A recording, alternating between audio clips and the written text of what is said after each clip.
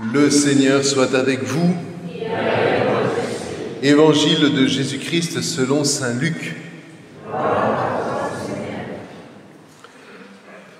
En ce temps-là, voici qu'un docteur de la Torah se leva et mit Jésus à l'épreuve en disant : « Maître, que dois-je faire pour avoir en héritage la vie éternelle ?» Jésus lui demanda : « Dans la Torah, qu'y a-t-il d'écrit ? Et comment lis-tu » L'autre répondit : « Tu aimeras le Seigneur ton Dieu de tout ton cœur, de toute ton âme, de toute ta force et de toute ton intelligence, et ton prochain comme toi-même. » Jésus lui dit : « Tu as répondu correctement, fais ainsi et tu vivras. » Mais lui, voulant se justifier, dit à Jésus : « Et qui est mon prochain ?» Jésus reprit la parole et lui dit : « Un homme descendait de Jérusalem à Jéricho et il tomba sur des bandits. Ceux-ci, après l'avoir dépouillé et roué de coups, s'en allèrent, le laissant à moitié mort. Par hasard, un prêtre descendait par le chemin. Il le vit et il passa de l'autre côté. De même, un lévite arriva à cet endroit. Il le vit et passa de l'autre côté. Mais un samaritain qui était en route arriva près de lui. Il le vit et il fut saisi de compassion. Il s'approcha, il pansa ses blessures en y versant de l'huile et du vin. Puis il le chargea sur sa propre monture. Il le conduisit dans une auberge et il prit soin de lui. Le lendemain, il sortit 2 pièces d'argent et il les donna à l'aubergiste en lui disant : « Prends soin de lui. Tout ce que tu auras dépensé en plus, je te le rendrai quand je repasserai. » Lequel des 3, à ton avis, a été le prochain de l'homme tombé aux mains des bandits ? Le docteur de la Torah répondit : « Celui qui a fait preuve de pitié envers lui. » Jésus lui dit : « Va, et toi aussi, fais de même. » Acclamons la parole de Dieu. Louange à toi, Seigneur Jésus.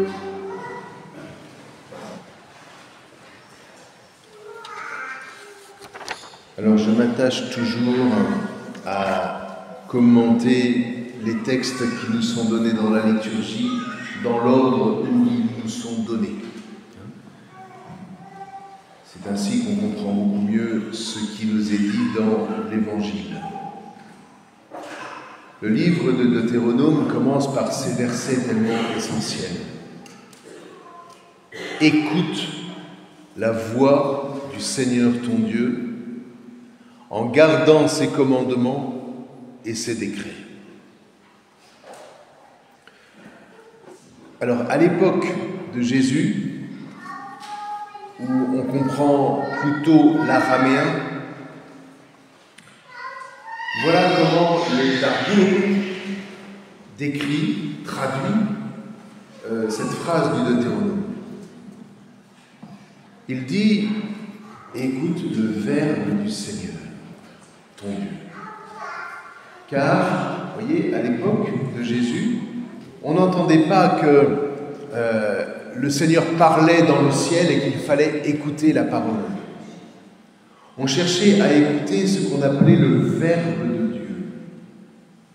Et qu'est-ce que le Verbe de Dieu ? Le Verbe de Dieu, c'est ce qui parle en moi. Lorsque vous contemplez la création, pourquoi est-ce que vous prenez du temps ? Pourquoi est-ce que vous restez et est-ce que vous admirez ? C'est parce que ça parle en vous. Quelque chose parle en vous et génère en vous une parole que vous avez à cœur de partager. Vous avez plus de bonheur à contempler un paysage avec quelqu'un qu'à le contempler seul. Car quand vous contemplez et que ça commence à parler en vous, que ce paysage vous parle, c'est plus fort que vous et c'est normal. Vous dites à l'autre, tu as vu comme c'est beau. A priori, il n'a pas besoin que vous lui disiez. Et pourtant, c'est un besoin, le besoin de partager ce qui parle en nous. Vous pouvez parler, vous pouvez faire cette considération à partir d'un tableau, vous pouvez faire cette considération à partir d'une musique que vous entendez, et c'est évidemment encore plus vrai par rapport au mystère de Dieu. Car ce qui parle, par exemple, dans la création, mais ce qui parle aussi éminemment dans le mystère des sacrements, comme l'Eucharistie, c'est la présence de ce Verbe au cœur même des choses. La présence du Verbe de Dieu, de cette voix qui émane de Dieu et qui fait que les choses ne sont pas purement matérielles, qu'elles ne sont pas un écran à une autre dimension qui passe par la parole. Quand le pain et le vin sont consacrés, nous ne voyons que du pain et du vin. Et pourtant, une parole a été prononcée sur ce pain et ce vin. Il ne s'agit pas d'une incantation. Il ne s'agit pas d'un acte magique. Et la foi nous enseigne que lorsque ce sont les paroles mêmes du Christ qui sont prononcées, c'est le Christ en personne qui les prononce. Et cette parole-là investit le pain, l'élève à une dimension que nos yeux ne voient pas, mais que si nous voulons bien rendre notre cœur disponible, cela parle en nous de telle sorte que nous entendons et nous avons foi en ce que ce pain et ce vin soient élevés au rang divin, au rang de corps et de sang du Christ. C'est le grand mystère. Et c'est la raison pour laquelle, dès le Deutéronome, Dieu, à travers Moïse, nous exhorte d'abord à écouter. Quand, personnellement, je lis la Torah, ce sont les 5 premiers livres de l'Ancien Testament qui sont la base de tout. Jésus ne fera jamais que commenter la Torah de Moïse. Lorsque je lis la Torah, lorsque j'étudie la Torah, lorsque je prie avec la Torah ou avec les psaumes, quelque chose en moi parle. Cela me rend disponible à cette voix divine que je peux entendre et que je dois écouter si je veux pouvoir vivre de la vraie vie. Et c'est cela, vous voyez, que dans le fond, Moïse exhorte le peuple d'Israël à faire. Cherche le Seigneur, mets-toi à son écoute.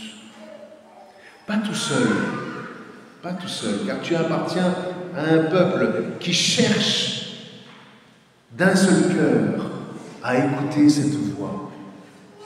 Cette voix est un trésor. Pourquoi? Parce que dans le fond, par rapport au Verbe de Dieu, que tu sois riche, que tu sois pauvre, que tu sois juif, que tu sois grec, que tu sois un homme, que tu sois une femme, qui que tu sois, c'est la même richesse qui est en toi. Si tu n'as pas le sou, si tu le veux, tu peux avoir cette richesse. Quelque chose va parler en toi. Cherche le Seigneur. Et ce qui va parler en toi, vous voyez, c'est ce qu'on appelle l'esprit. Et l'esprit, ce souffle, porte le Verbe de Dieu. Et pas dans une parole avec phrase, sujet, verbe, complément. L'esprit entre en nous et dépose le Verbe de Dieu en nous. Et le Verbe de Dieu nous fait naître, nous, à la parole. Et lorsque nous naissons à la parole, eh bien, nous nous sentons vivants.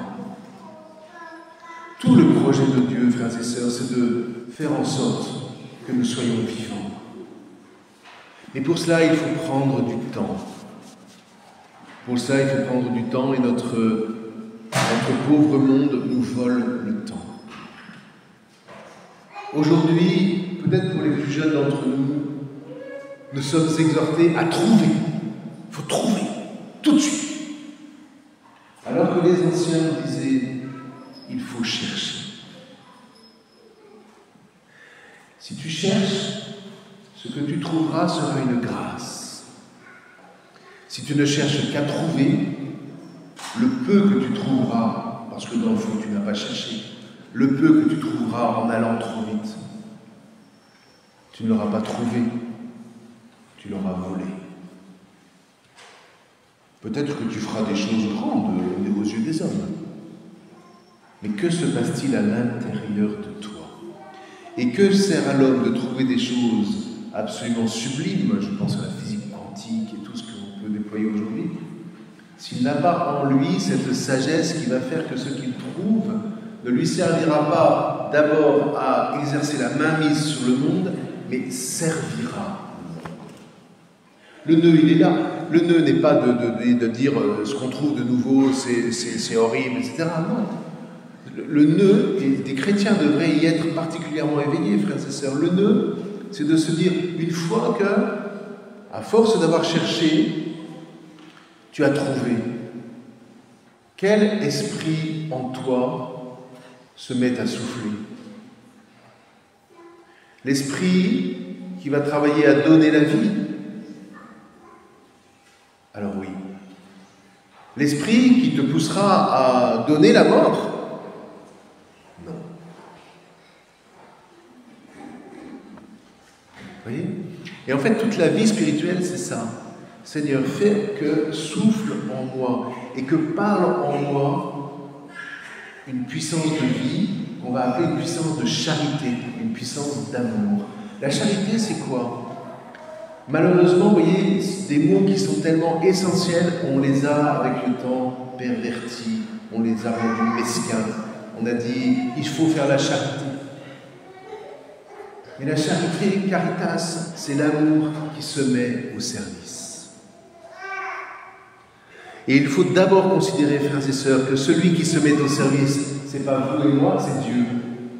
Rendons-nous compte, frères et sœurs, que le Dieu auquel nous croyons, parce que le Verbe de Dieu s'est fait chair et qu'il nous l'a révélé de manière magistrale, c'est un Dieu en perpétuelle désappropriation de soi. C'est un Dieu, un être divin qui n'existe que pour se mettre au service de la vie qu'il engendre. Et nous en avons fait un Zeus. Quelle pitié! C'est ce qui fait que la charité, on appelle ça une vertu théologale. La charité, elle est déjà vécue en Dieu, et c'est cela qui est parlant. Si vous imaginez un Dieu style Zeus, c'est pas parlant. Tout au plus, ça vous ramène à la mythologie grecque, la mythologie mésopotamienne, ou toutes les idoles que vous imaginez. Les idoles ne sont jamais que nos propres fantasmes portés au rang divin. Si j'étais Dieu, je ferais ça. Non, non, non. L'être divin est tout à fait autre. Et ce mouvement, cet élan vital qui caractérise cet être vivant, cet être divin, c'est précisément qu'il se met au service. Pourquoi? Pour que, se mettant à notre service, tout à coup, nous nous sentions élevés et appelés. Appelés nous-mêmes à aimer à notre tour en nous mettant au service. C'est pour cela que les deux plus grands commandements, c'est tu aimeras le Seigneur ton Dieu, c'est-à-dire tu te mettras à son service, comme lui se met à ton service. Et le premier service que tu rendras à Dieu sera le service liturgique. Pourquoi? Parce que ce service liturgique te dit ceci, c'est que tu n'es pas seul au monde. Nous ne sommes pas des individus placés les uns à côté des autres. Ça, c'est la modernité. Nous ne sommes pas jetés là dans le monde. Ça, c'est Heidegger. Nous sommes un corps vivant. Et c'est dans ce corps que nous sentons la vie circuler en nous. C'est dans ce corps que le Verbe se met à parler. Et c'est en tant que corps que nous nous rassemblons le dimanche pour servir liturgiquement celui qui se met à notre service. Vous entendez dans la prière eucharistique, encore et toujours, tu nous as estimés dignes de nous tenir devant toi pour te servir, pour te desservir, pour faire en sorte que la parole que tu suscites en nous, elle s'élève et elle nous élève. Pour ouvrir notre cœur au fait que tu nous nourris, pour nous élever, pour nous attirer à toi et nous faire entrer dans le monde du divin. Tu aimeras le Seigneur ton Dieu de tout ton cœur, de toute ton âme et de tout ton esprit, et tu aimeras ton prochain comme toi-même. Ça veut dire qu'à partir du moment où, en vérité, je me mets à servir Dieu, alors je sais que par débordement du cœur, parce que ça me parle et parce que je me sens vivant, eh bien je me mettrai au service de mes frères et de mes sœurs. Et la charité divine, je me mettrai à la vivre moi-même. Et si, par malheur, je me mets à prétendre que seul je sais ce qu'aimer veut dire, alors je me coupe de la source.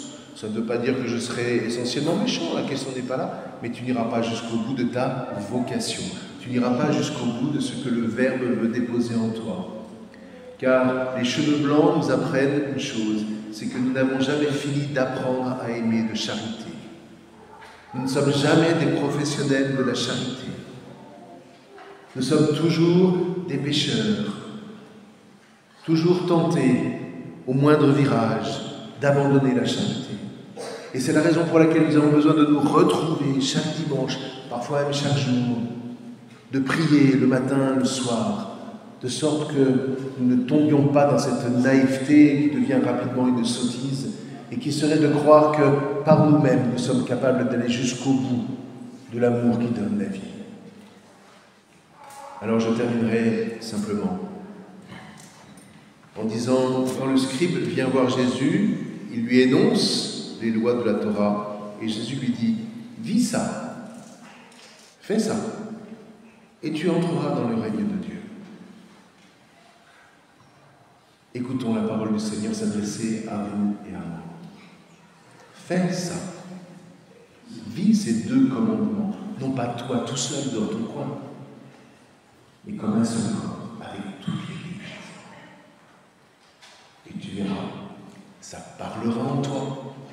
Tu te sentiras vivre et même parfois revivre. Quand tu traverseras des épreuves, tu trouveras cette vie qui te maintiendra debout, qui te maintiendra digne. Et alors, tu seras un digne fils de Dieu dans ce monde, non pas par ta seule vertu, mais par la grâce à laquelle tu seras ouvert. Eh bien, que le Seigneur nous accorde en grâce de vivre ça. Et le premier à qui je fais porter cette exhortation, c'est le curé, c'est moi.